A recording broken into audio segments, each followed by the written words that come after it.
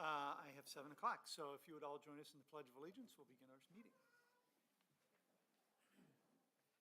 I pledge allegiance to the flag of the United States of America and to the republic for which it stands, one nation, under God, indivisible, with liberty and justice for all.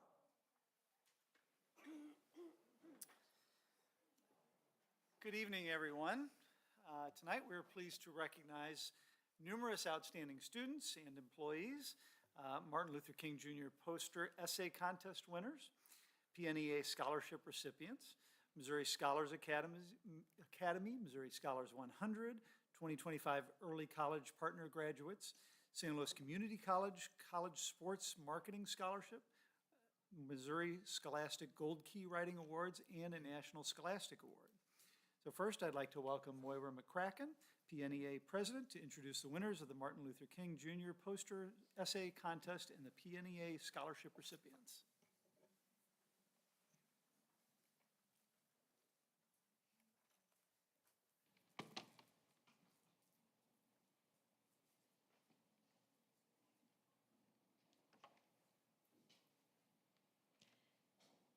Good evening, Dr. Marty, Mrs. Stover, Mr. Todd, Mrs. Hopper, and distinguished members of the board. As president of the Parkway National Education Association, I really appreciate this opportunity to share some exciting accomplishments of our students and our staff with you this evening. The Missouri National Education Association holds a yearly art and writing competition to honor Dr. Martin Luther King Jr.'s legacy. PNEA members encourage students to submit entries, which are judged at the district level by a group of volunteers.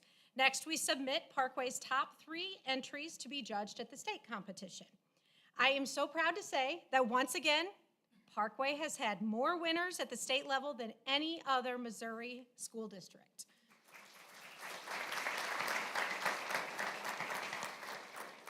So I'm going to go ahead and announce the winners we have from both the district level as well as those who went on to win at the state level.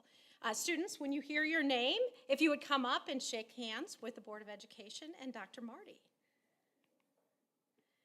So starting in the kindergarten through 2nd grade category, we have Kiara Kana from Henry Elementary School, who placed 1st in the state and 1st in Parkway.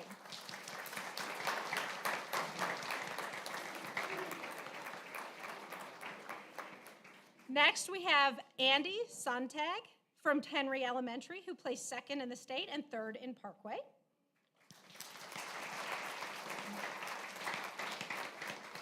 And Blair Mandel from Mason Ridge, who placed 3rd in the state and 2nd in Parkway.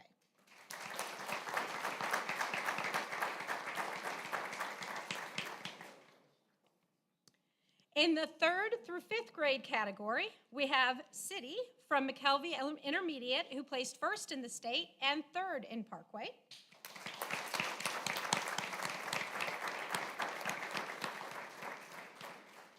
Adia Mamadi from McKelvey Intermediate, who placed 2nd in the state and 1st in Parkway.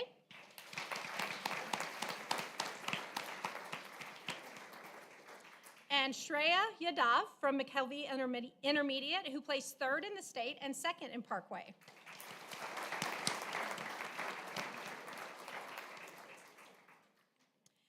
So for the 6th through 8th grade category and 9th through 12th grade category, students can enter both a writing and an artwork contest. They can enter one or the other or both of them. So in the 6th through 8th grade writing category, we have Lillian Vleeks from West Middle, who placed 3rd in the state and 2nd in Parkway.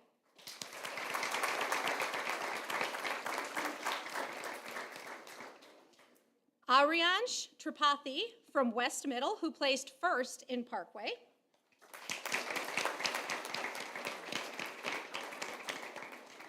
And Ishal Butt from South Middle, who placed 3rd in Parkway.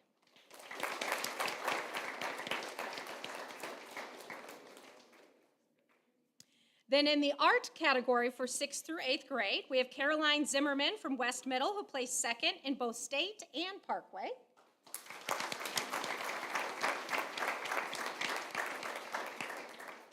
Emily Wang from South Middle, who placed from West Middle, my apologies, who placed first place in Parkway.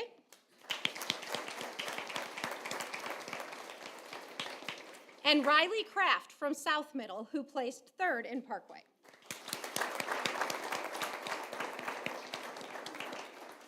I have to say, I'm especially impressed with the 6th through 8th graders. We had something like 70 entries that just at the Parkway level, that we went through and judged, so that's pretty impressive.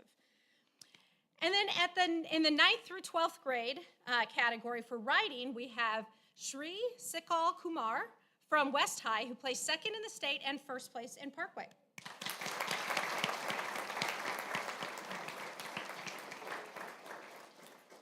And while Shri is up there, I will also say that Shri entered an art piece and won, and for that placed first place in the state and second in Parkway.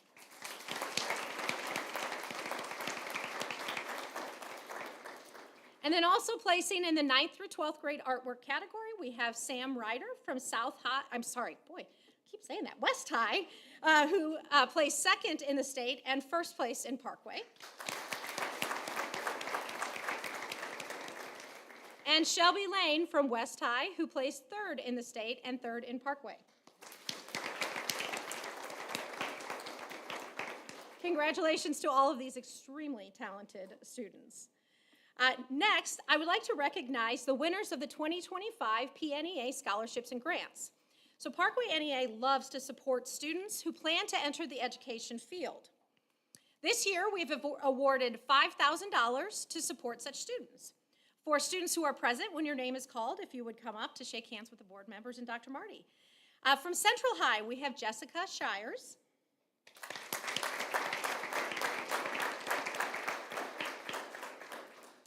From North High, we have Maggie Noble.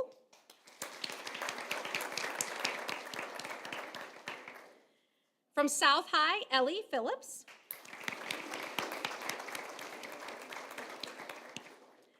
From West High, Sydney Tyler.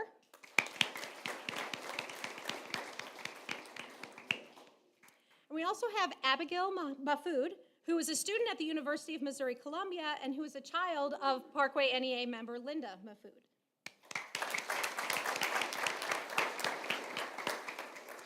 And I will say this, those of you guys who are going into education, remember us in Parkway. We like good educators here. Please come back.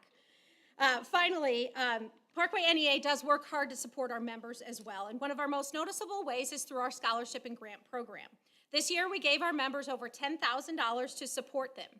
On the screen, you'll see the member recipients. Some of the various projects we're supporting include classes for professional development, national board certification, graduate courses, as well as classroom projects such as increasing book offerings, purchasing classroom equipment, and ensuring creative opportunities for student learning.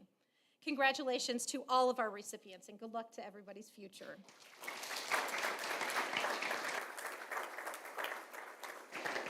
Next, please welcome Dr. Kevin Beckner, Assistant Superintendent of Teaching and Learning. Well, good evening. The Missouri Scholars Academy is a 3-week academic program for 330 of Missouri's gifted students ready to begin their junior year in high school. The Academy is a residential program held on the campus of the University of Missouri. Students are selected by their GPAs, their standardized test scores, IQs, recommendations, and formal essays. 11 Parkway students have been selected to participate in the Missouri Scholars Academy this summer. So if you are present, please come forward when I call your name. From Central High, Daruka Kumar.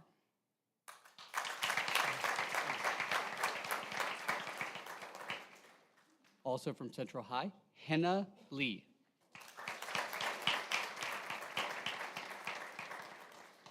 From North High, Saleha Fields.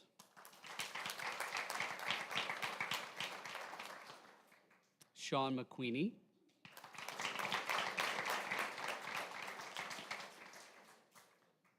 And Amelia Regent.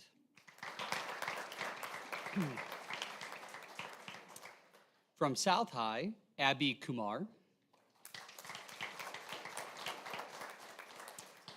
Hannah Kwong. And Chang Peng.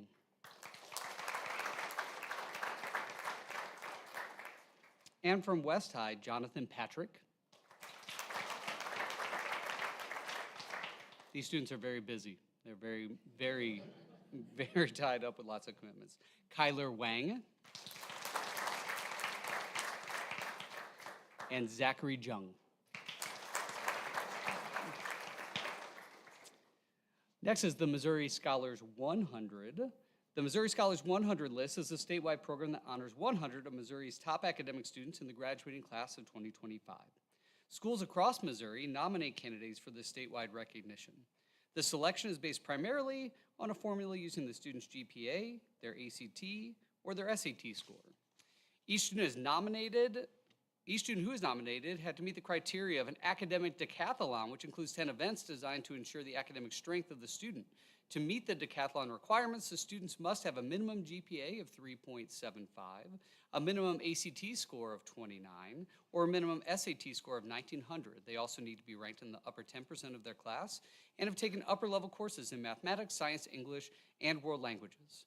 The student must also have excellent attendance, be an exemplary school citizen, and be involved in the school activity program. And we do have 6 Parkway students who have been selected for this prestigious honor. Please come forward as your name is called. From Central High, Grace Lee.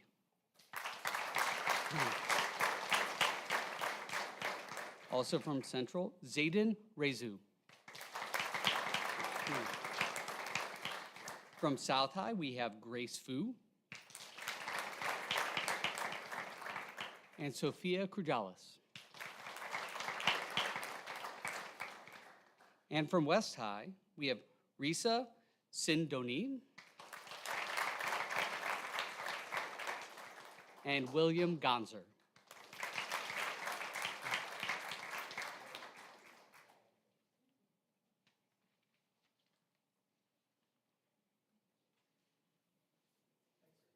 Lindsay Perkins, Director of Choice Programs, to introduce us to Parkway's Early College Partnership recipients. Thank you and good evening. The Early College Partnership, known as ECP, is a full immersion early entrance to college program on the campuses of St. Louis Community College, Wildwood, and Merrimack. Students attending ECP replace their junior and senior year and are fully immersed in an engaging curriculum consisting of college coursework with professors from St. Louis Community College. Upon successful completion, these students not only have earned their high school diploma, they will also graduate with an associate's degree from St. Louis Community College. These early college program students have worked incredibly hard over the last 2 years, excelling in a challenging college environment. They've balanced rigorous coursework with activities at their high schools, as well as activities on the college campus. They are exemplary representatives of our schools, and we are very proud of the work that they've done and excited to honor them this evening. So without further ado, from Central High, we have Nadia Agarwal.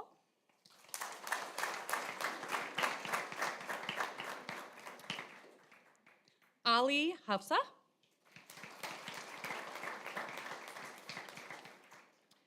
Vimula Kripa. From North High, Matt Andrews. Malik Ojibara. And Matt Stolze.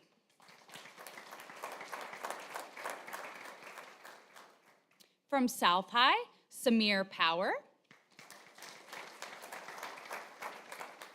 Christopher Ross. And Lila Wall. From West High, Lacey DeJoie. Lacey Hubert. Peter Reinecke. Jamie Tiemeyer. And finally, Sophie Tyrell. Congratulations.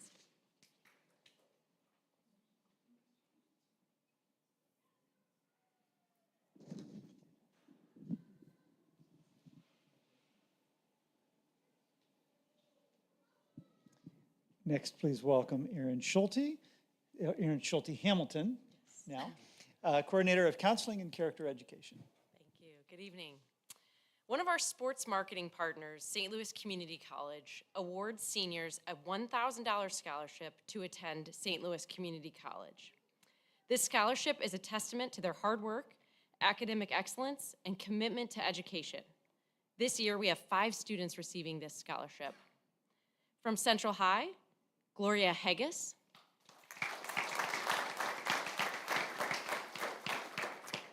From North High, Pearl Patel. Also from North High, Aurelia Warren.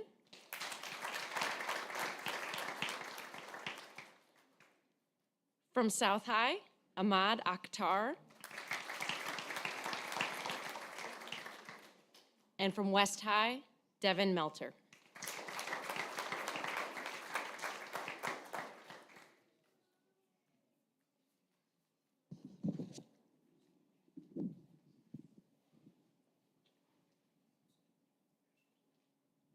Next, please welcome John Duval, Middle School Interdisciplinary Coordinator, ELA, Social Studies and Reading, and Adam Keelan, West Middle Principal. Good evening.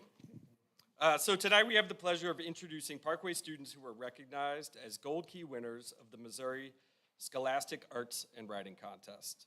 This is the longest running and most prestigious program for creative arts and writing in our country. The jurors of the program select winners based on 3 criteria: originality, skill, and emergence of a personal voice or vision. Most impressively, our winners were recognized by being blindly drawn from a group of students between the grades of 7th and 11th grade.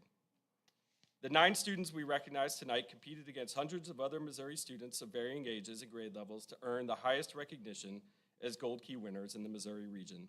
So students, when you hear your name, you come up and shake the hands of Dr. Marty and the members of the board.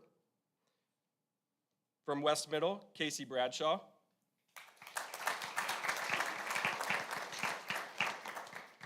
Lakin Yeager. Claire Masterson. Ella Wang. And Jackson Wilkes. From Central High, we have Hannah Matthew. And from West High, we have Felicity Jackson, Isaiah Candula, and Alicia Yin. Congratulations to the Missouri winners, and Dr. Keelan will introduce our national winner. Good evening. The National Scholastic Gold Key Writing Award is a prestigious award for students between the grades of 7th through 11th grade enter original works of art and writing. This year, 110,000 teenagers entered more than 310,000 original works from across the country. To be selected, works are viewed by some of the most foremost leaders in the visual and literary arts for excellence and originality, skill, and the emergence of a personal voice or vision. A past winner of this award was the well-known author Stephen King. This year, West Middle School 8th grader Claire Masterson was named a 2025 Scholastic Art and Writing Award national winner. Later this summer, Claire and her family will travel to Carnegie Hall where she will be honored in a ceremony. So please join me in congratulating Claire on this prestigious award.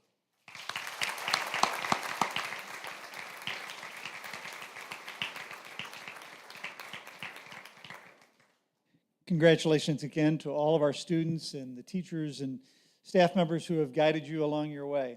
At this time, we will take a brief recess and we'll resume the meeting shortly.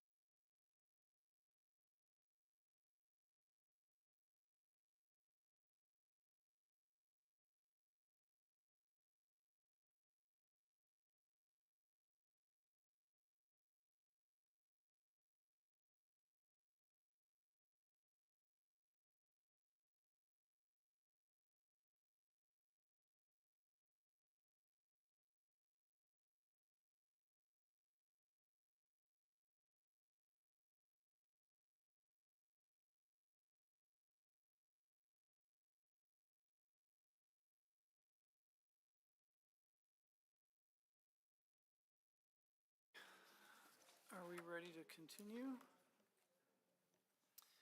All right, unfortunately, everybody left. All right, next up is 7.01, which is addendum to agenda item 11.10, approval of personnel items. Next up is public comments. It is during this time that we provide an opportunity for citizen comments in an effort to maintain an open and respectful dialogue with our community. Public comment session is not the appropriate forum for addressing individually identifiable student and/or personnel matters. Therefore, due to privacy laws protecting students and employees, comments about these matters should not include personally identifiable information about a particular student or employees. Members of the public, staff, and students are encouraged to utilize established policies and procedures for offering suggestions or addressing concerns and complaints before bringing the issue before the board. Please be mindful that the meetings of the board, including your statements at the podium, are broadcast, and that you are responsible for any public comments that you make. In lieu of a public statement, you may choose to submit your comments to the board in writing. Also, due to the time constraints and the need to complete the primary responsibilities of our meeting agenda, we cannot respond during the meeting, and you will receive a response from us in writing. We're also always available to have an open dialogue outside of our meeting and can be reached by email or phone using the contact information on the Parkway website. I will call on speakers in order in which they have signed up, and each of you will have 3 minutes to come to the podium here, introduce yourself, share with us your affiliation or relationship to Parkway, and then we will proceed. So first up, and I'll kind of give you the order, we have Janice Petker, followed by Jessica Bogan, followed by Dr. Robin Drake, followed by Anna Salfrank, and followed finally by Jonathan Gunnissingham. Did I get it? Okay. All right, so first up, Janice Petker. I hope I pronounced you, yeah, come right up here.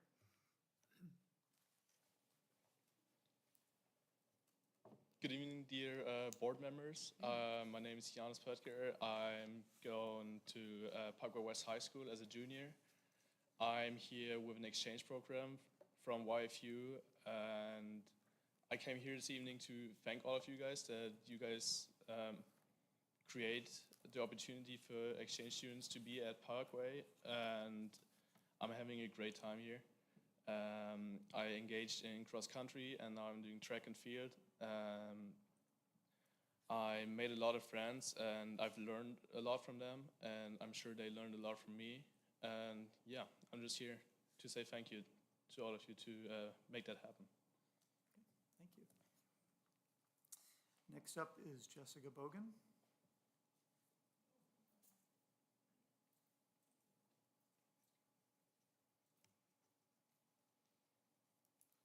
Hello, board.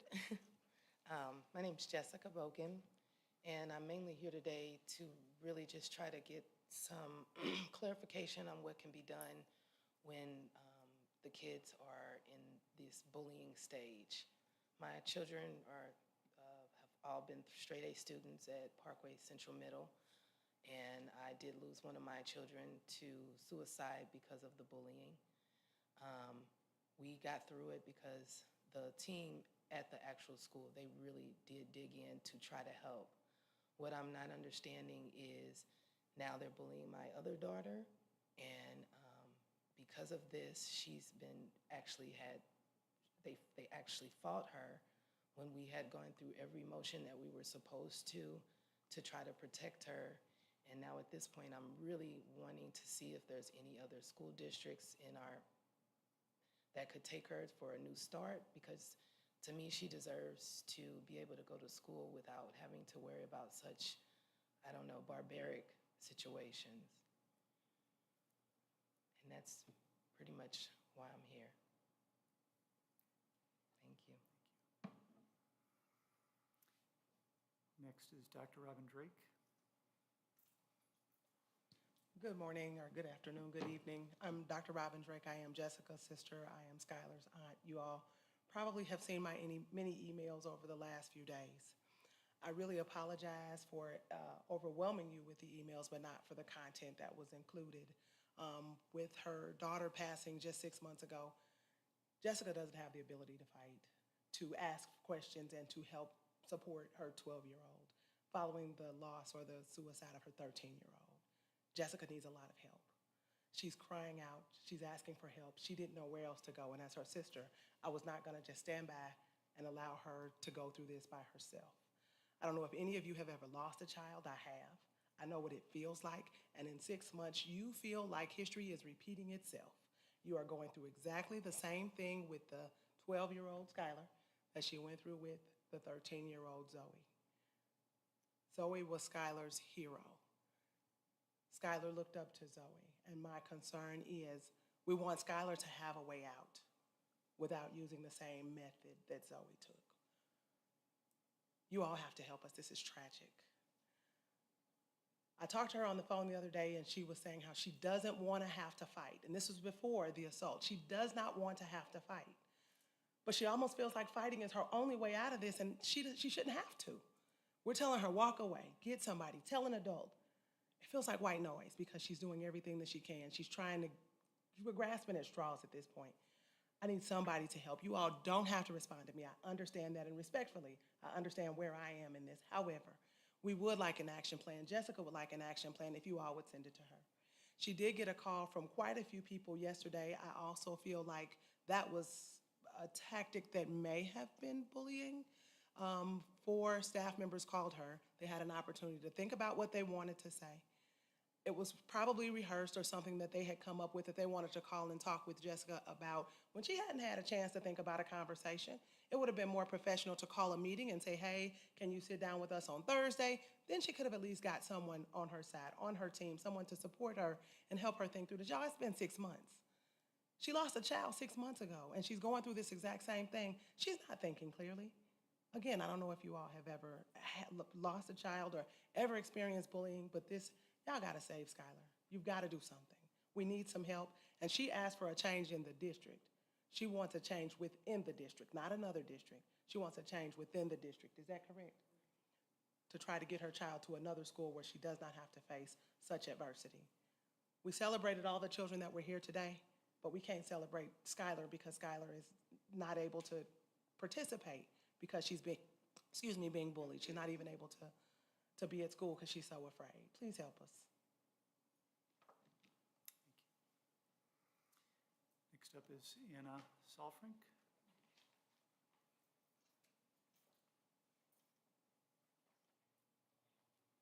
Good evening to board members. I'm here for the same reason as Janis Pöttger. I'm an exchange student from the YFU program too. I'm from Germany, and I'm currently also a junior at Parkway Central High School. And I just wanted to thank you guys so much for giving exchange students the opportunity to attend Parkway High Schools. It's really been like an amazing experience, and I'm so thankful for everything. I've been part of the dance team and involved in multiple theater productions, and my exchange year has been great. Cultural exchange is so important, and I feel like everyone involved with the program benefits from it. Yeah, and that is pretty much it. Thank you guys so much. Thank you. Finally is Jonathan.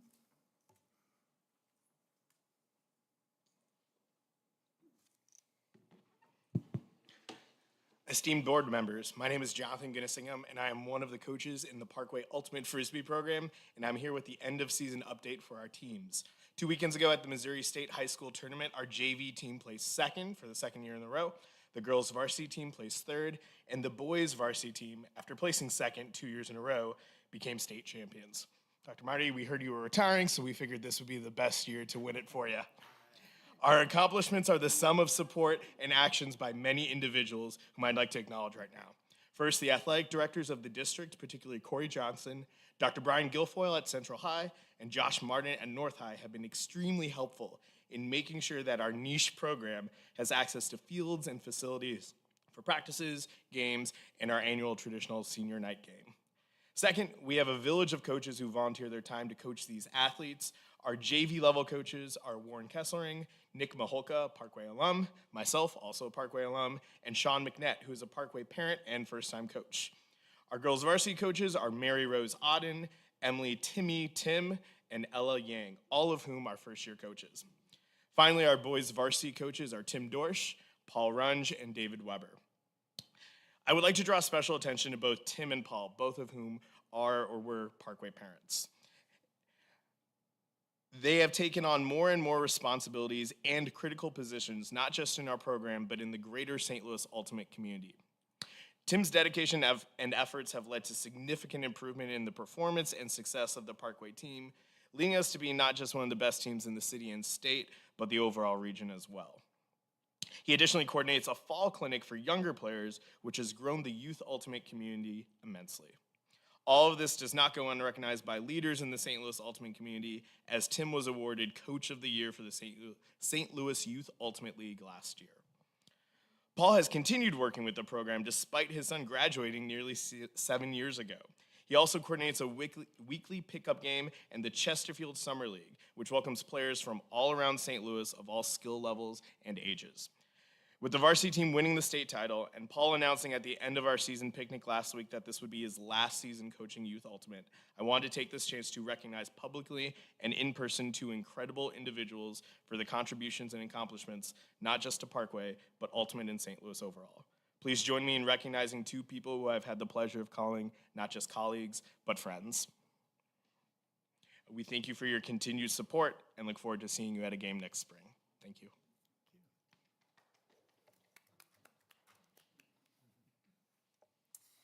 All right. Next up is the approval of our agenda tonight. We have a motion and a second to approve the agenda of the regular meeting of the Board of Education as scheduled for May 14th, 2025. So moved. Second. All in favor? Aye. Any opposed? Motion carries 7-0. Next regular board meeting will take place Wednesday, June 11th, 2025, beginning at 7 p.m. right here at the Parkway Welcome Center. It will be Dr. Marty's last board meeting. Just a little side note. Next up is board and superintendent reports. Matt, you can start us off? Yeah. First off, I'm excited for graduation season. It's going to be fun coming up. It's one of the best parts of being a school board member, is being part of the graduation ceremonies. And then I just want to shout out to Roshan, Tommy, and Camden. They are seniors both at Parkway West and Parkway Central. They're part of Sparks Technology Solutions. They actually chose Seed St. Louis, where I work, as one of their projects for mapping ArcGIS. And they did a wonderful job. It's not publicly available through the Spark program to go look at their maps. And the fact that we previously had a board meeting for Seed St. Louis the week before, and the board had some questions, and I could literally point them to the map to show them the impact and the questions that they had answered through their mapping skills. So it was great having them be part of a project this spring. They did a great job. They're professional. I got a chance to actually interview them as part of the process. And then I just have always been a big champion of the Spark program, and I got to experience it directly with my nonprofit too. So since the last board meeting, I was able to attend the Operations and HR Subcommittee meeting with Mr. Seltzer and Mrs. Hopper, where we talked about a lot of different topics regarding anything operations and HR. Something that Matt did not talk about was the appreciation evening that we were all a part of, where Matt and Kevin did a wonderful job emceeing that night. I heard nothing but rave reviews.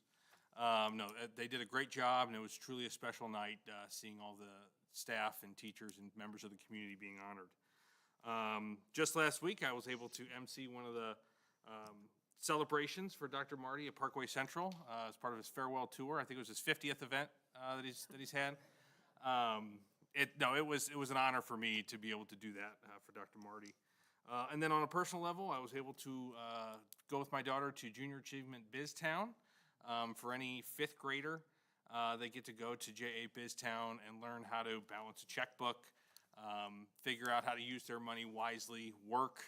It's a great time for both the parents and the students. I had a great time. My daughter worked for MasterCard while she was there and had an absolute blast. So I know for any fifth graders, it's truly probably their favorite school field trip that they have, and I know it was great for me. So. Good deal. All right. So yeah, it's a busy time of year, as everybody knows, with graduations and end of year and getting ready for the summer and all that. So I was also going to mention Appreciation Night. I think it was my third or fourth opportunity to go to that. I love that event. It's a real feel-good event, opportunity to recognize our teachers, Teachers of the Year, also our staff members, our Pillars of Parkway, just a really good night. And yes, both Matt and Kevin, you guys did a great job. And then earlier this week was Granting Dreams ceremony. The Parkway Alumni Association, it's their grant program where the kids write in for grant opportunities, and the PA awards those. Another great event to attend, to see the kids. And the kids do their own, they're, supposed to, right? But they do their own applications. It's really fun to read those and then hear about the ways that they're going to use those grants over the summer for their different interests and everything. So, yeah, so just busy time of year. That's it. Good evening. So last week, Debbie and I had the honor of attending the West High, or the West Area celebration for Dr. Marty. And I think he really appreciated the turnout of that area, and we will miss him. We will miss you. So that was a great event.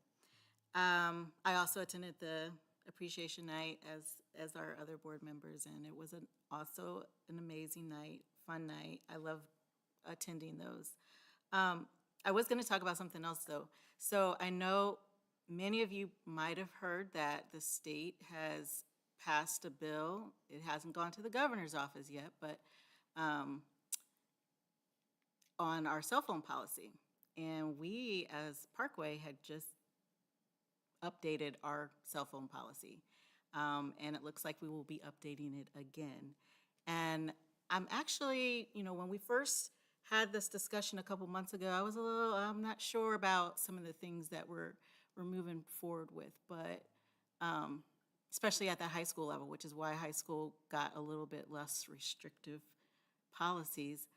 But as I have started reading the book, The Anxious Generation, which I know many in Parkway have been reading, it makes so much more sense why this policy would be a benefit to our students. I encourage you to look it up. I was able to listen to the audiobook from the library. It is a very long wait. It just turned out that I had held it a long time ago, and it popped up right as we were doing the policy stuff. So if I had read it earlier, I probably would have made some changes in how my children's cell phone lives were. So we'll be making those changes as we go forward, but I am looking forward to how things will progress next year with these policy changes. Well, not to turn this into the school board meeting book club, but I also read Anxious Generation because I'm involved in education and we all have to. And I totally agree with everything Tiffany just said. In fact, last year when Matt and I were running for election, and he beat me, but before we got to that, we had the forum right here, and one of the questions was about cell phones in the classroom, and I think I gave some answer that I thought was really, really clever at the time about how, cell phones are devices and we'll all need them our whole life, and in high school we should learn how to use this device, and man, I've never been more wrong about anything. So yes, I agree with Tiffany, and I think this is, I think we had a good idea with our policy, and the fact that the state's mandating we go even further, I'm wholeheartedly behind. And the other part of that book that's a takeaway is, whenever my daughter's around anyone in the Parkway, she always asks them, say, what could improve? And she always says, we need more recess. And it turns out, having read that book, that she was right about that too. Anyway, that wasn't what I was planning on talking about today. I don't know if any of you heard, but Dr. Marty is retiring soon, and I was also a part of one of those celebrations at Parkway North, and it was delightful. Matt and I hosted the appreciation night, which was a really, really special night. I think it was a nice experience for us to be a part of it. It was nice because as unpaid Parkway employees, we could kind of speak our mind and have a good time, whereas other hosts don't have necessarily that flexibility and leeway.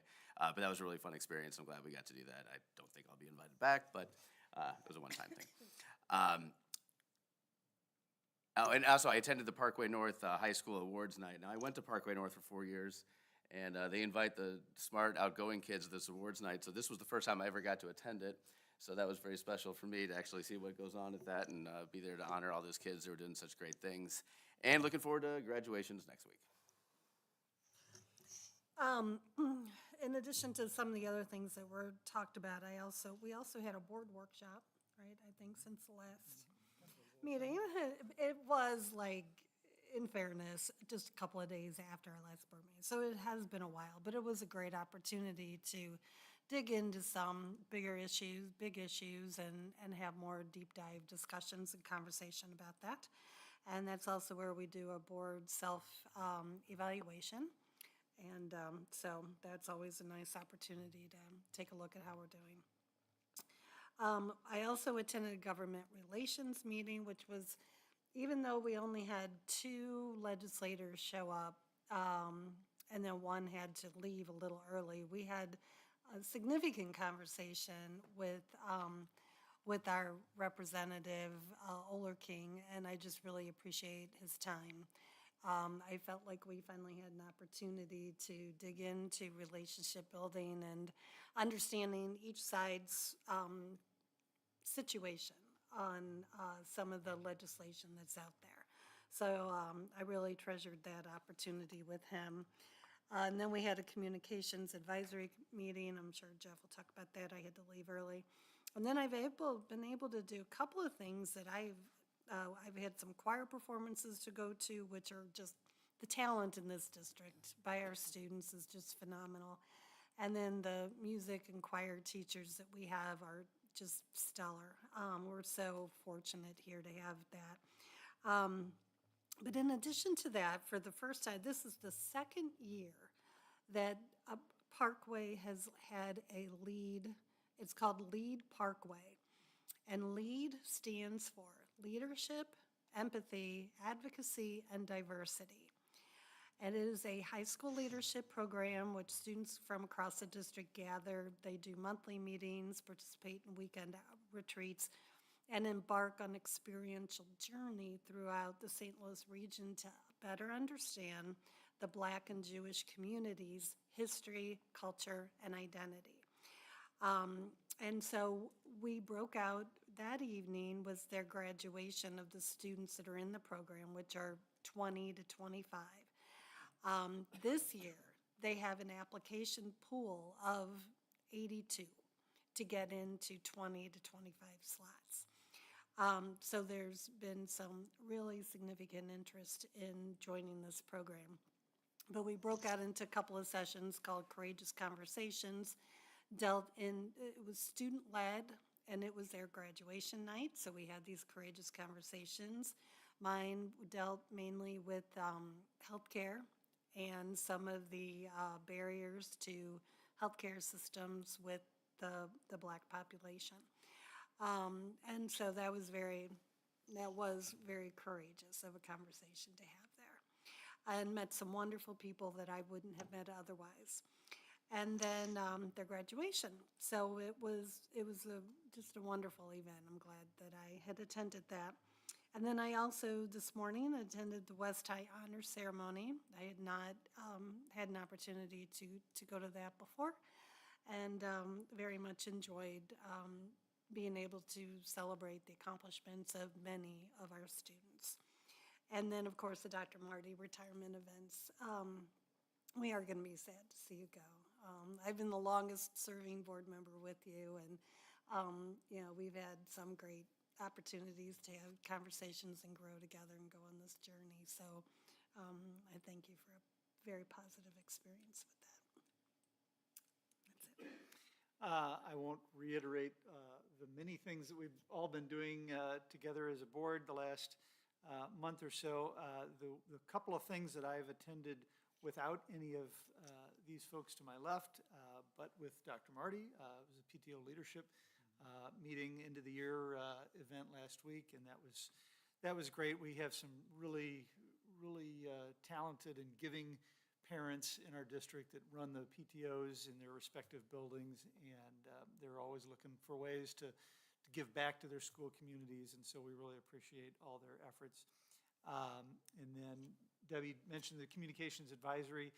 Not much more to add other than it every time we're together, which is a few times a year, it's just a great opportunity to bounce things off of people that are in the communications field. These are communications professionals, like we have in Elisa and her team, but they're in all sorts of different industries, and so it's great to get their perspective on things, big things like budget things and the prospective cell phone, policy changes, things that we want to have somebody outside of education take a look at. So those are always great opportunities. And then I did want to mention, since the last board meeting, we received a finance and purchasing targeted evaluation memo from Dawn Trokey and Sophie Settles, outlining some of the findings that we've discovered in our purchasing methods and things like that, but also with a number of recommendations that we think will make some positive changes moving forward. So I want to thank you and Sophie and everyone that had a hand in that. When we get the consent agenda and it's got, 400 things that we're writing checks for that month, we can only do so much in doing the due diligence and looking at that. And it's reassuring to know that we have such professional people that spend so much time looking at every last penny to make sure everything balances out and we're spending our district's money as wisely as possible. So thank you. And that's all I've got. Thank you. First of all, board members, thank you so much for those kind words. I will tell you, I really, truly enjoyed last week and really appreciate all of you stepping up and saying such nice things and being part of that. And the principals of the high school were just gracious, and so many, different guests. But I also want to say thank you to the communications department and Nikki, who put just, I don't know how many hours they spent because the videos and getting people to make comments. So I'm just appreciative of last week. It was a kind of a surreal event, actually, so very much appreciated it. Since we brought up the cell phone issue, communication has gone out to our community and to our staff, not announcing anything other than we're aware of the new state law and its changes, its restrictions. So what we're going to do is further get clarity. Sometimes when legislation is passed, we have to wait a little bit until for sure the governor's going to sign it.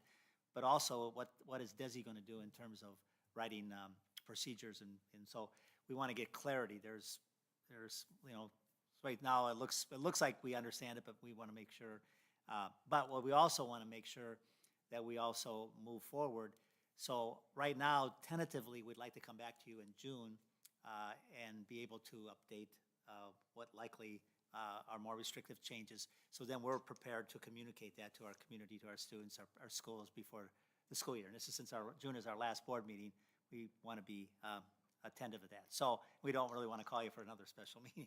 So we'll do our best to gather information. Dr. Beckner and others will be doing our best to get information. And primarily this will be a high school issue because the restrictions in the other levels have already been made. But this now affects the high school. So just to let you know, we'll do our best to be on top of it and communicate with you ahead of that so you're prepared that night. But we'll likely have a work session and then try to move forward on the update. So that's always interesting. And of course, the legislature, it's got 2 more days. And at 6 o'clock Friday, they're done.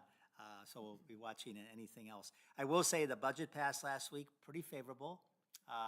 Some concern about more money going into the voucher program, but overall a fairly positive state budget that we hope the governor will sign. A couple of things that I'm not going to repeat what a lot of you already said. Just a couple of things that I know some of you have participated. We had a teacher signing event with our Spark student, our Spark program, and we had 20-some, I think 28 or 29 teachers who were recognized that night, and they signed just like athletes. But most impressively, and I think Jeff would agree, Matt was there. They brought an inspiration, or somebody who inspired them. A teacher, educator was introduced, and that to me is such a tribute to our teachers and a tribute to the students to recognize those teachers are really touched. Also, we had our all-district art show, which was a couple weeks ago at Queenie Park. Always a great event. And speaking of the fine arts, I just got notice today by Jeff Lackey that once again, I think this must be the 5th or 6th year, that Parkway is a best communities for music recognition, again, in the country. I think we know we got a lot of good things going in fine arts, and particularly in the music program. And I will say during the reception last week, it was just great to see a lot of students performing. That was just great to see students engaged in that. Let's see. else was I going? Oh, today we had an Oasis luncheon recognizing our volunteers in Oasis program. Ken Prebish is now the coordinator of that. And he reported, they weren't all there today, but we have 84 Oasis volunteers. The pandemic, the number went down to about 30, and now we're building that program back up, and we always welcome more people. So that is just really, that's a wonderful program. And let's see, Spark, I also attended, speaking of Spark, that Matt mentioned, Spark had a bioscience students presentation. They also had the Med Talks and the pre-professional healthcare. Always great to see those students being engaged in that. Other than that, we got a busy time, and graduations indeed are coming, as well as middle school celebrations. And starting tomorrow, Fern Ridge tomorrow, and then the Bango, the 4 high schools go very fast. So thanks for all your participation. And I also want to say thank you for all your participation in all the activities you mentioned, because it doesn't go unnoticed. I know that sometimes you go to those events, but people really do appreciate your presence and feel that that you really are giving attention and giving our students and our staff some recognition for all their hard work. So thank you again. And I'll add, Dr. Schneider has been Yes. present at a number of events Yeah. since the last board meeting. She was here Monday, Tuesday, and this morning. And She was at the Oasis luncheon, actually, a little bit and before was she at left today. Granting Dreams, she was granting dreams in our workshop. And, yeah. Yeah, we'll continue working together. I know Nikki and her and SAP members have been working closely with her. And every time she comes, she says she's getting more enthused. So it's been great. Okay, next up, may I have a motion to approve the consent agenda as presented in the May 14th, 2025 board meeting materials? So moved. Second. Is there anything to be pulled to action or closed? Okay, all in favor? Aye. Any opposed? Any abstentions? Motion carries 7-0. We have no action items, no policy review, no reports. However, we do have a couple of work session items, first of which is our 25-26 budget and future planning. So I will invite Carrie Nunn, our CFO, and Don Trokey, our Executive Director of Finance, to join us. Can I just say, as Carrie and Dawn are walking up, we know that we've had a little more challenges this year in preparing the budget. But I just want to take a moment. Carrie is in her first year, and Still? so, but I just want to say she's really grasped this role, and I just am so proud of her leadership and working with Dawn and the departments downstairs.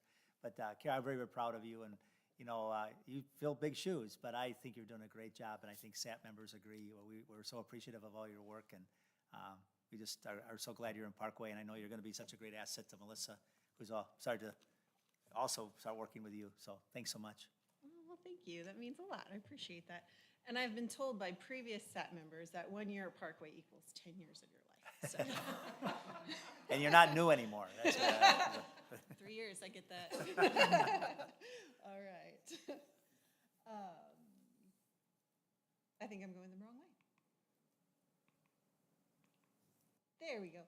Okay, with our budget process, we always start off with our mission, which guides our budgeting process, which is to ensure all students are capable, curious, caring, and confident learners who understand and respond to the challenges of an ever-changing world.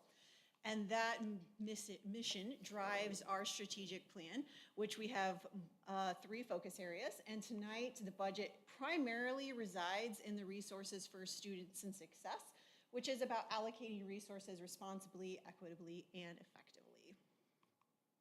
So this is the timeline of what our budgeting process looks like. And so we've been walking through this journey for FY26 starting back in November. And where we are tonight is at the preliminary budget to you guys. And we've only got one more step after this for FY26. So almost to the end road there.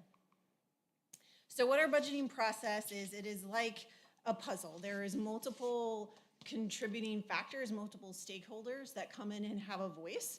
And the process starts off with setting our goals and determining what those are going to be. And we start our operating expense goals. And then from there, we engage our stakeholders, our individual principals and our department leads and our SAT members, and we have them establish their goals and then what they need to achieve those goals. And that's what drives our budgeting process.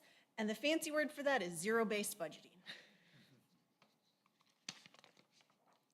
So this is a graph that I know I've shared with you before, and it is one of my favorite graphs here at Parkway.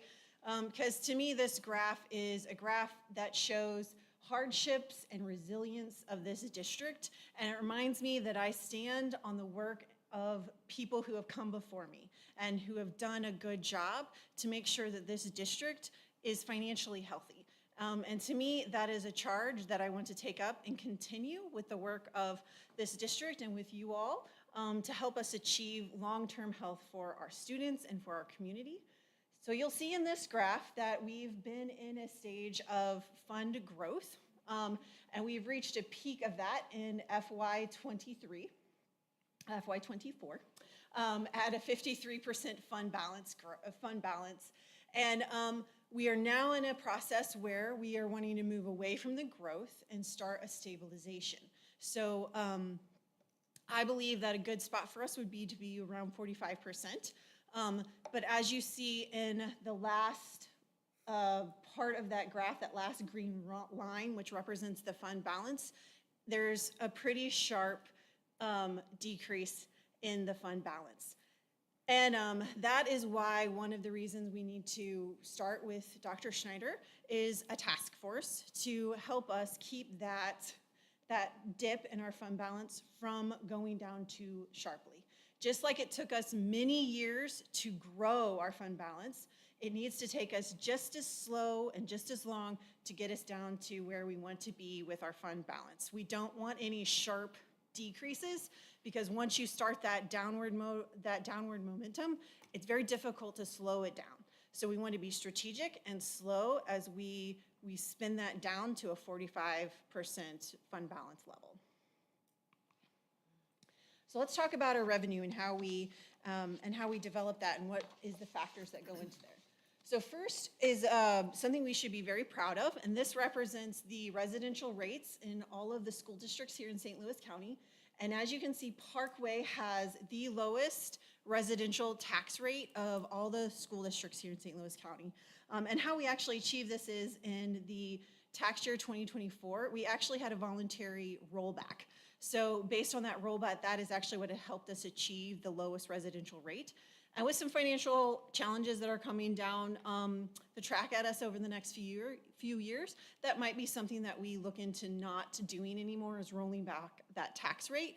But even with not rolling back that tax rate, we still would be the second lowest residential tax rate out of all of the districts in St. Louis County. So that's still something to be very, very proud of, and something that we should maintain and continue to seek to keep low tax rates for our community. So what makes up our operating revenue? As you can see from this pie chart, we are mostly locally funded at almost 92% of our revenue coming from our local funding sources. Then our next largest one would be state at 5%, federal at just under 2%, and then county closer to 1%, and then we have that little other category that's 0.2%. So we are primarily funded through local funds.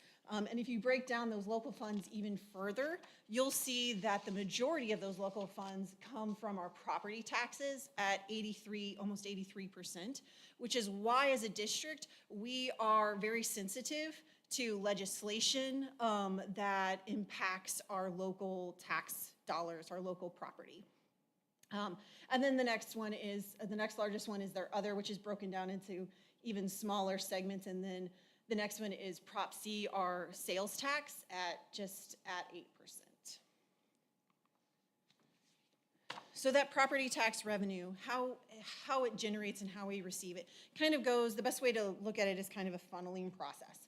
So the county provides us with our assessed value and our new construction each fall, and from there, we as a district look at our historical collection rate, and we say, okay, it would be great if everyone paid their property tax bill, but sometimes that doesn't happen. So we have to look back at over the years, what has the collection rate actually been, and we set that percentage. And then we also have another process that we can go through called recoupment, and that gives us the ability to go back and recoup potential lost revenue that we lost through protested taxes.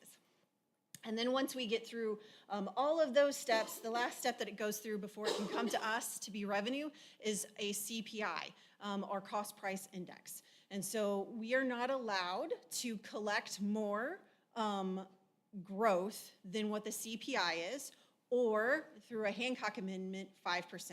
So whichever one is lowest. And this year, going into this budget season, we went with a CPI of 2.9%. That's what it was at in December, and that's the rate that we're going with this year. So these charts, there's a lot of information here, but I'll start on the top left and go to the right. So the first chart you see there is our assessed valuation, and that shows over the years we've had growing assessed value. We're actually a very privileged community in that we have the highest assessed value in St. Louis County. And then we have our collection rate, which is the next chart, and that just shows the percentage that we've been able to collect over the years. And it always hovers around 95 to 96%. And so this year we've budgeted a collection rate of 96%. Our CPI, that is not something we get to determine. That's just what the industry sets. And so it can vary from year to year, with a very large anomaly happening there you see in the 23 and 22 and 24. It started to come down back into normal ranges. And then we have our new construction, which again, we had an anomaly year in 2023, but we budget for FY26 and the future years of about $20 million. That's about where historical average is for us in our district. This represents our total revenues for the FY26 year versus where we're projected at for FY25, and then what our actuals were in 24. So you'll see, if you go over to the second column on the right, that we show total revenues growth of $172 million. And that is the majority of that, almost everything of that is actually comes from our second issuance of bond funds from our Prop S bonds of $172 million. So even though 2025 is assessment year, we do have the senior tax freeze that is going into effect. So even though we would anticipate growth, we're not collecting a significant amount just to be conservative with what we expect for the senior tax freeze. Your turn. Which one is it? It's the green one. Good evening. So I'm going to jump in and we're going to talk about federal programs. And federal programs really don't have any kind of impact to our budget because it's revenues and expenditures all equal.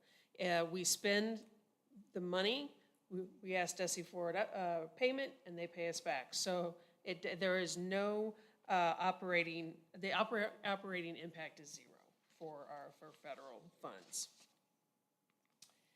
And then the approved changes that went into our budget for FY26 are our food service pricing. We did have an increase to meal prices, and that was approved at the April 2025 board meeting. Last year we had an increase in ECC tuition, but that's staying flat for FY26, so that's good. Now we're going to start talking about expenditures. And there's our dollar bill. You can see with the updated percentages for FY26 that we are still using the majority of our operating budget for our people. So salaries are about 59%, benefits are 24%, so that's a total of 83% of our operating budget is used towards people. So that's pretty impressive. And the rest of that dollar is built with purchase services, supplies, and student activity for just that little bit at the end there. So the enrollment guides a lot of our FTE thoughts and everything when it comes to budgeting. So here's a little graph about our enrollment, what it's been since 2014, and then what it's estimated for 2029. And you can see that ever since 2019, we've had a slow decrease in our enrollment. And Parkway is not the only school district that has experienced this downward trend in enrollment. But it's very obvious right here that we are experiencing as well. And then this shows it by grade level. And this really does show it, if you look at the kindergarten and first grade and second grade, those classes, that enrollment is very small compared to the other years. So, so yeah, we just have some smaller enrollments going on right now. So let's talk about staffing. Since, you know, the majority of our operating funds are deal with people, staffing is very, very important. And this year we did not add any new FTEs. We actually removed some, and that's the biggest one is due to SSD transportation. SSD is bringing that in-house. They are actually staffing those individuals. The services that are provided for our SSD students will not change. The staffing is just coming out of SSD instead of Parkway. So we were able to remove some of those FTEs out of our budget for FY26. And then with Chartwells, if we have a Parkway employee that is working for food service, in the food service area, and they retire, that FTE then turns over to be a Chartwells FTE. So we no longer keep that on our books. So we did have one retirement this year. Like I said, we're not adding any new FTEs. And earlier I said that, you know, that enrollment, that really drives our FTEs. And right now we're on a decline in that, but we haven't really lost any FTEs at this point due to that. And then we have salary increases that we put in place every year. We are very grateful that we can still continue to do that. We have 3 bargaining units that we bargain with every other year. It's on a plan now. Then we have support staff that we do raises for, and really we have our biggest challenges with the support staff area is in getting those employees and retaining them. And then there's administration as well that has salary increases in our FY26 budget. So here's just a breakdown of our staffing. You'll see that the actual 2025 column and the budget 2026, and then the difference. And I just said we didn't add any FTEs, but it looks like we're adding a lot.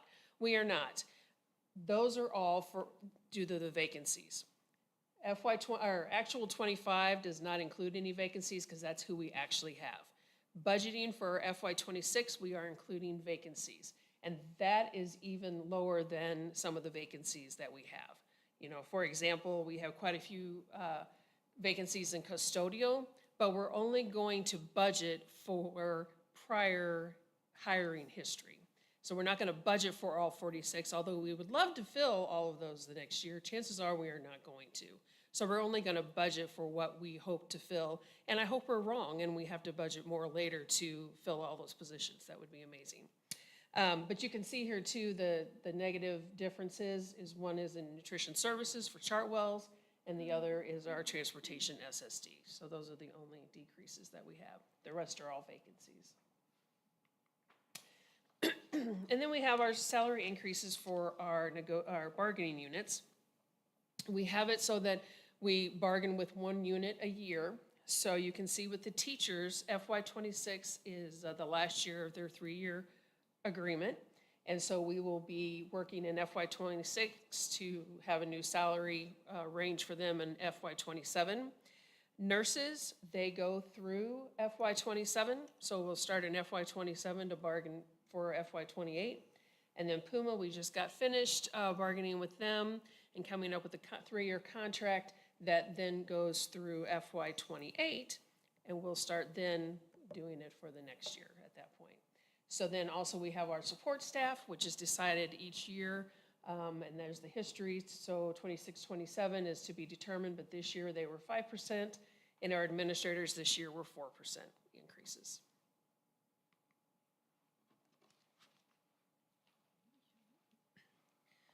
So since we just talked about people, you then have to turn and talk about benefits, which represents 24% of our expenses, and is also where we are experiencing the largest budget challenge. We are self-employed, self-funded insurance here at Parkway, which means that we maintain a budget or a bucket of money that helps cover all of our employees and their members' medical expenses. And with that, we had at the end of March a self-fund insurance balance of $4.2 million, but we have a reserve goal of $12.3 million. So that means we have an $8.1 million shortfall in our 25% reserve goal. This is why in the short term, we are engaging the Benefit Advisory Committee to help us navigate what our plan changes need to be or what premium changes need to be.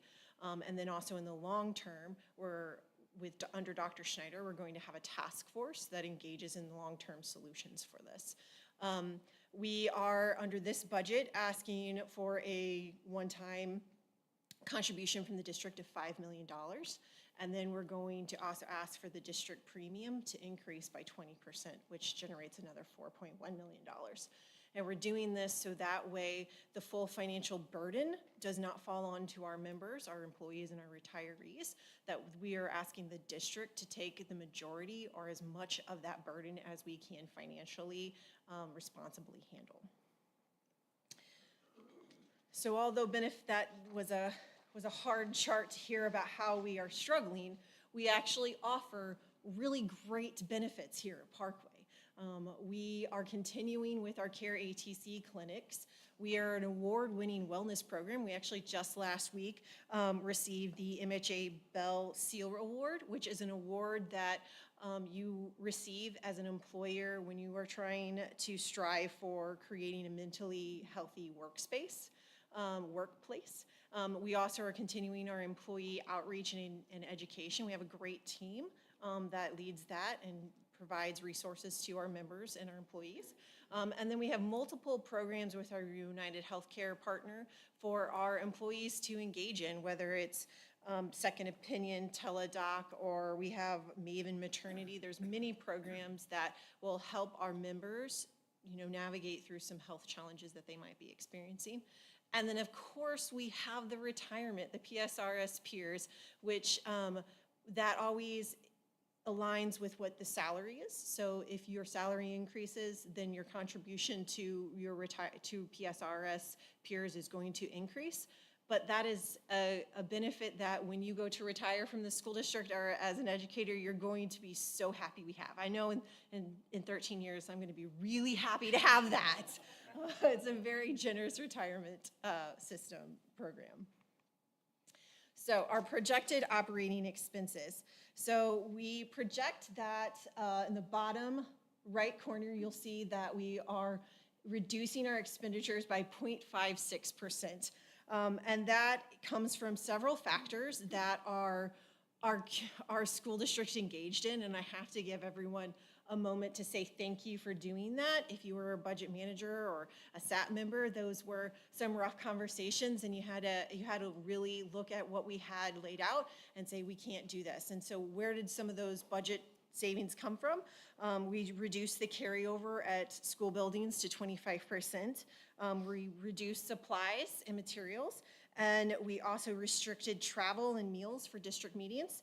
And then we also changed our budgeting practice for vacancies and budgeting based on historic fill rates. And through these efforts, this is what is allowing us to address our benefit issues with rising healthcare. Why we're able to put $9.1 million into the plan this year to help with those expenses. If we wouldn't have gone through that budgeting reduction process, we wouldn't have had the room to be able to give our self-fund this money. So it's very important that we did that, and again, a huge shout out to all of the budget managers that went through that process. So summary of the fund balance. So this shows, again, the overall ending fund balance, whether we're going to have a net gain or loss. So this is the chart that summarizes everything me and Dawn just talked about. So this is the chart that really matters. This lets you see that we are bringing to you a balanced budget. So we are anticipating a gain of $3 million for FY26. And that is giving us room to account for if the senior tax freeze is worse than we projected, or maybe it'll be better.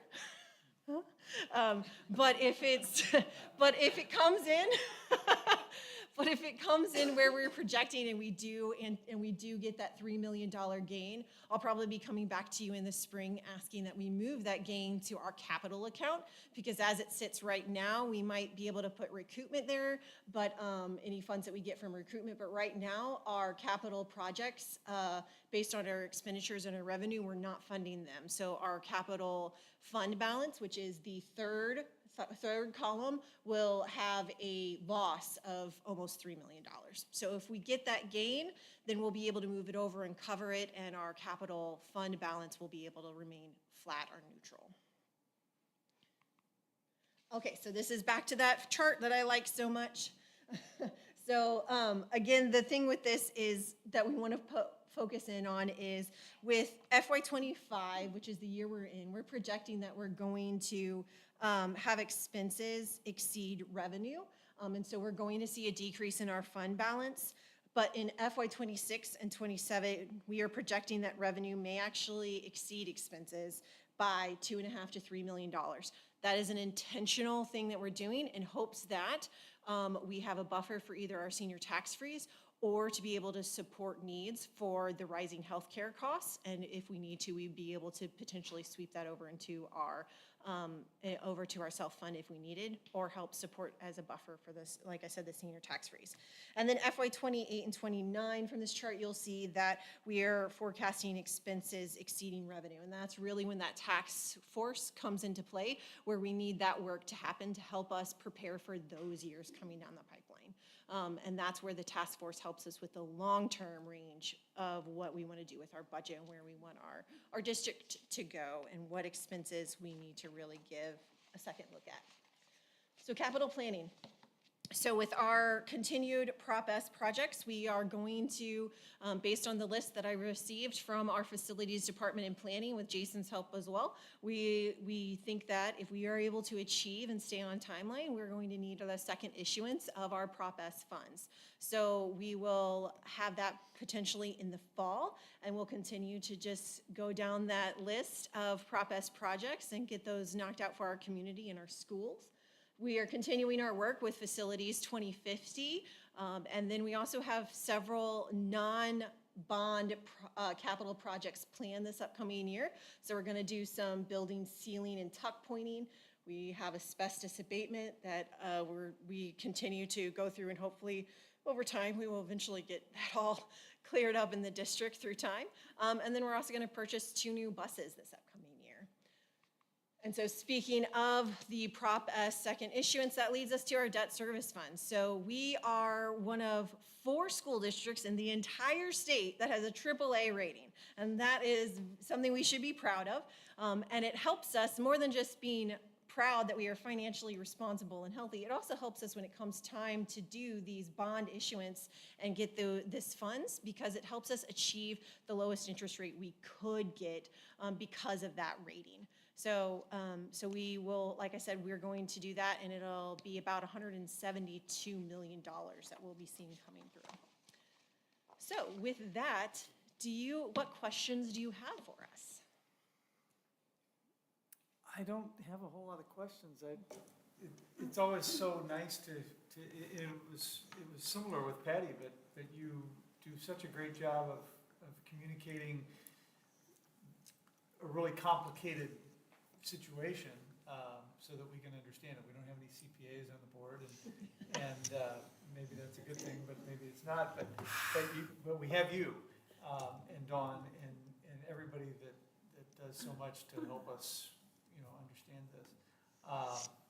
We used to be the only school district in Missouri that had a AAA bond rating, and now we've got some competition. So I don't know if there's anything we can do to push those other. No, I'm kidding. But thank you for everything you're doing and being so frequent in communication about the senior tax freeze and the health insurance and things like that are on the horizon and things we need to be paying attention to. Gotcha. Okay, well, if you do have questions at any time, feel free to reach out to us. Oh, yes. I have a question. On the senior tax freeze, has the county told us yet how many Parkway seniors have applied? So that is something the last time I checked in with them, it was growing. So they have not given us a finalized number, no. And the reporting, they said, won't be available until November, which is after we set our tax levy. So that's great. But it's, but we'll know the impact in November. They still have through June to apply, right? Yes. Yeah, seniors, so they're still applying. Carrie, by the way, has, and just, I think said this in her interview, your goal is to demystify a budget. School finance. School finance. Yes. Good job so far. All right, I'm trying. So this is really still your first year? Yeah. Yeah, it is. Okay, well, Thank you both. yeah, absolutely. Thank you, guys. Next, please welcome Dr. Tiffany Bess and Dr. Kevin Beckner to talk about CSIP.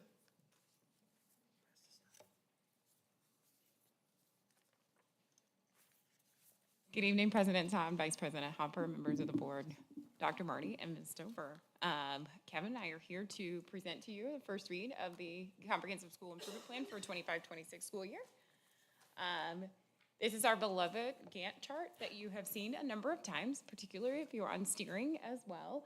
And so we start here simply because we want you to know we are on time and on schedule with our timeline for things ending this school year for 24-25 and things that are coming into the system for 25-26. And as we go through the Comprehensive School Improvement Plan, we'll talk about each one of the things that are on tap for 25-26.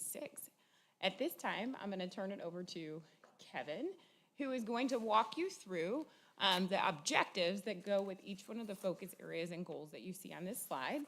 What we want you to know is that in service to mission and vision, these things have stayed the same and are also on track with the 5-year strategic plan that you approved last year. And so we are still focusing on student success in school, student success in life, and resources for student success. And so we're going to go through what our 25-26 proposed goals will be, and Kevin will address anything that might say TBD as he goes through the next set of slides.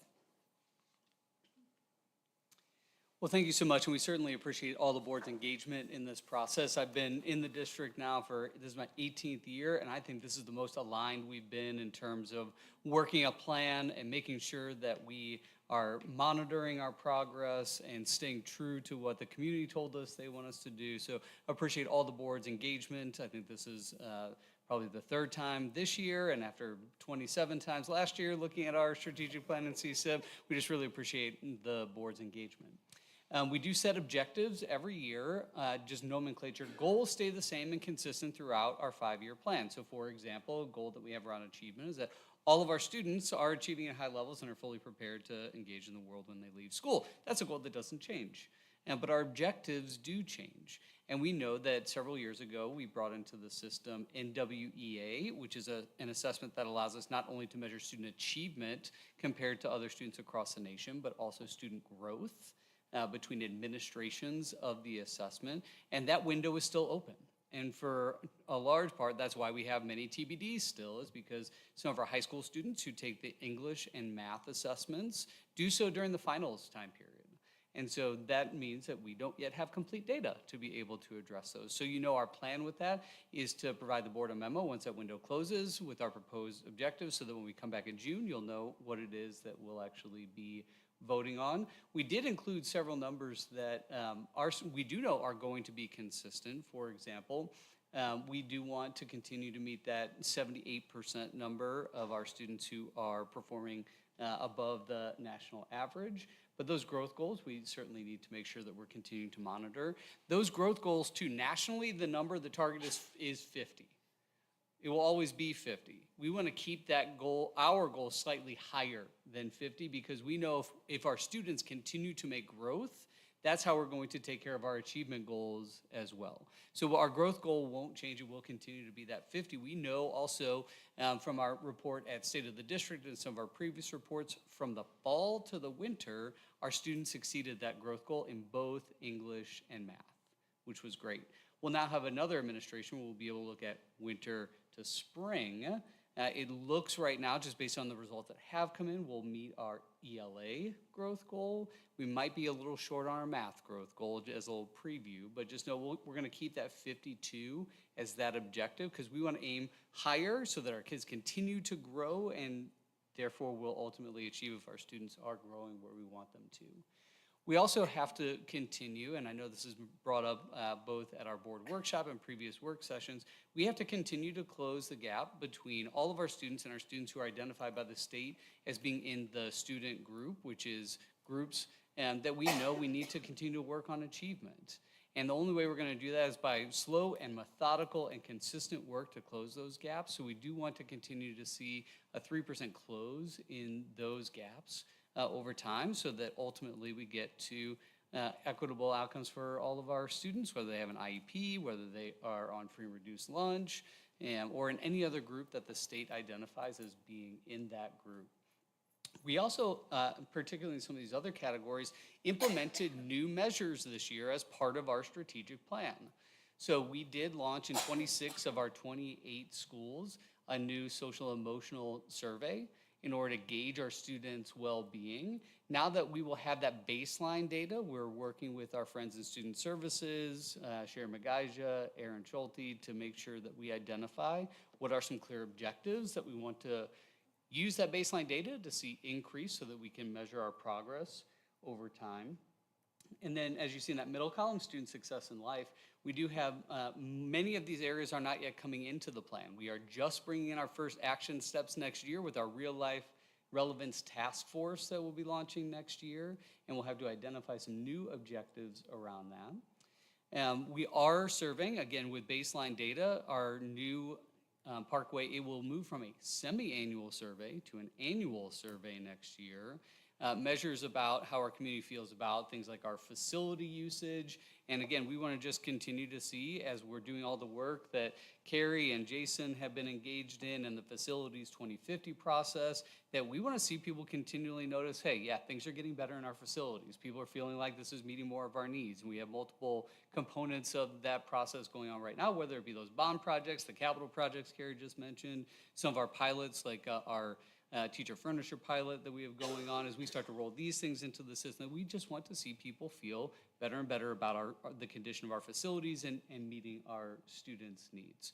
So as we continue to analyze that baseline data that we've brought into the system with new measures this year, we'll need to set those objectives. And again, we'll communicate those with you before we ask you to actually consider the full CSIP next month. Then in terms of our district actions, Tiffany is going to actually go from the bottom to the top to talk about what will be new in our district actions next school year. And so starting at the bottom, Carrie mentioned the budget task force that Dr. Schneider will be leading, and so that will be coming into the system. The other thing that we will pull in with the collaboration of continuous improvement in SEAT, which is our social emotion action team, that's led by Sharon Magaja and Aaron Schulte, is the implementation of the problem-solving form through EduClimber, which is just a platform that allows us to record information when we are doing problem-solving at the school level, and an observation tool that is designed to support teams and give them feedback through the district MTSS, multi-tiered system of support, leadership team, and through members of SEAT. Going up in all italics, you'll notice Kevin mentioned the launch of the Real World Relevance Task Force.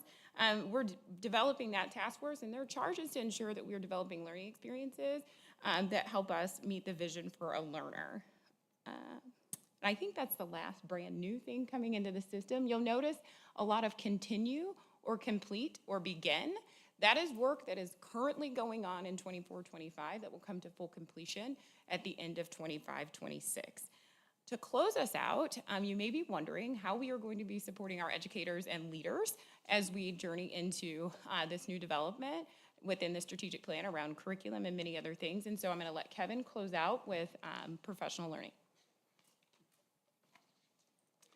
So we are modifying for the first time in a very long time in Parkway's history, the structure of how we provide professional development for all of our teachers.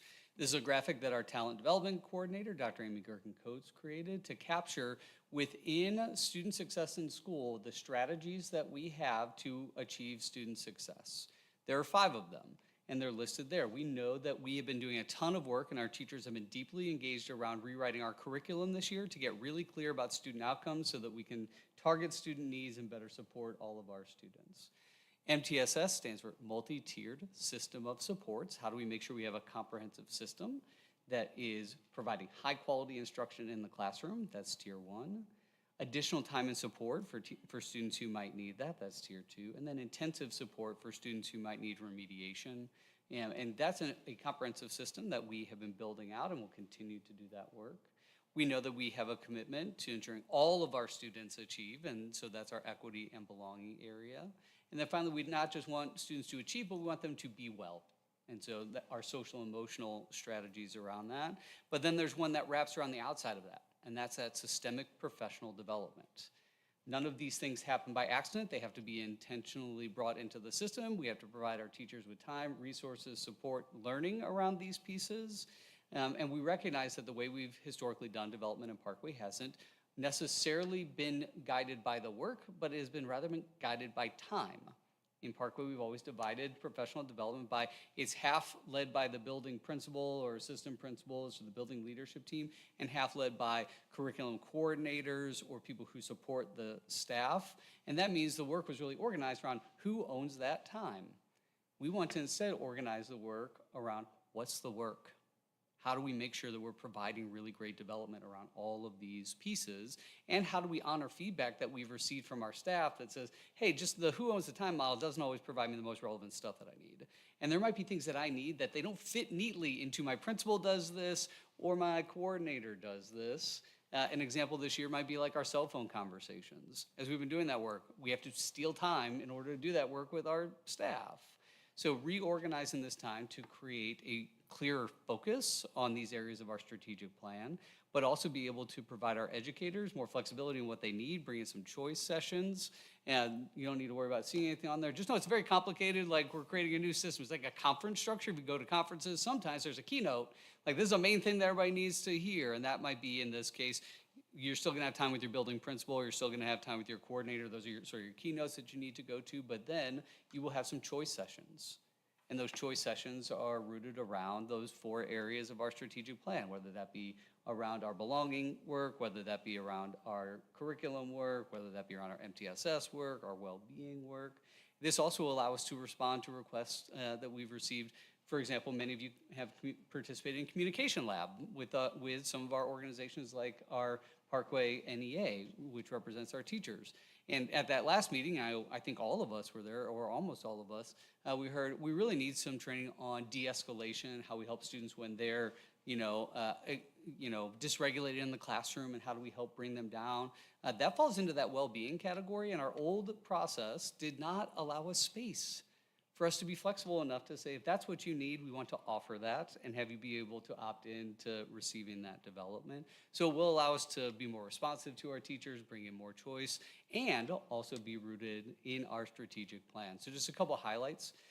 Each level will be at the same location, which sounds like, why is that a big deal? We've always had, for example, if you're a teacher who teaches business, you might be in one building, but the teacher who teaches English might be in a totally different Parkway building on a development day. We spread out throughout the district and have development going all over the place.